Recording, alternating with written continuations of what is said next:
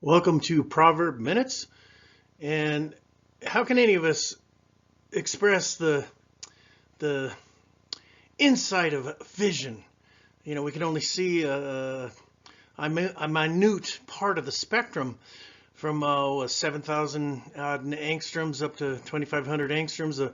4,500 angstroms is the color green on the back of our retina, and then how can we see gamma rays? How can we see X-rays? How can we see microwaves, television, and radio waves? We can't.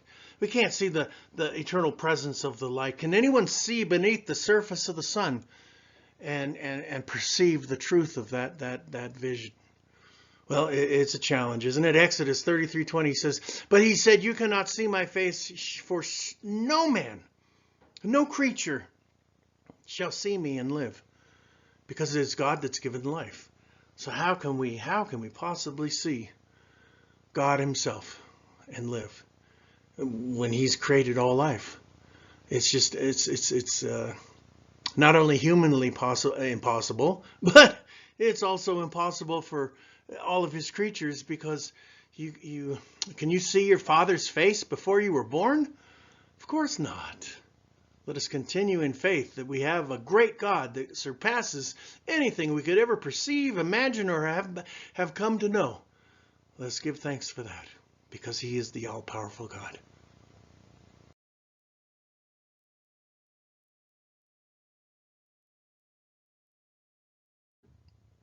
And when we come to these truths, we see them more clearly because Scripture enlightens us. Colossians 1:15. He is the image of the invisible God, Christ himself, giving us that truth that he wants delivered from the edge of time and creation itself. The firstborn over all creation. For by him all things were created that are in heaven and that are on the earth, visible and invisible, whether thrones or dominions or principalities or powers, all things were created through him and for him. It's for the glory of God.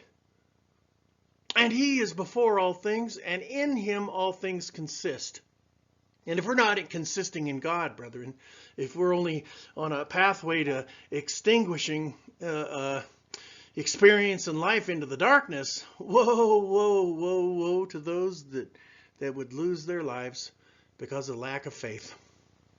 Look here, he is before all things, and in him all things consist. He, again, the equality of it all. He is the image of the invisible God, and all things were created through him. It's been repeated again and again and again. So we can't miss that truth, brethren. We can see it clearly, that he is greater than any created creature, because he's created all things, and it's in heaven and earth, in all these things. There's over 9,300 ins in the Bible. And in all these things that he created in heaven and on earth, we are so blessed. And I think it is in heaven that describes the magnificence of so far beyond what we could ever perceive, even with the Hubble Space Telescope, the James Webb telescope that shows us the distant expanses of time and space into an incalculable measure. He surely has given more than we can see or imagine. And he's done this on purpose, so that we can see that there's something greater coming. Even in the vast greatness that it all is, he's declared that there is something better yet to become. For those things that are visible are temporary, and those things that are invisible are permanent. So what comes before us is that the greatest part of our lives, brethren, lay before us yet to be seen in the womb of God, as we are born from the earth and become the first fruits, the end fruits of his creation. Well, thank you for coming to Proverb Minutes. I hope this has helped. Let us go out and help somebody today. Let's keep the spirit up. Let's make it a better world for our children, and strive to have that excellence of character in being honest, truthful, and straightforward with those that we love, because that's where our heart is set free, when we mirror the heart of God. Bye for now. For it is God that has come down and touched us with all the magnificence of the colors of his light. Thank God, his ocean of life is before us. See you on the next ride.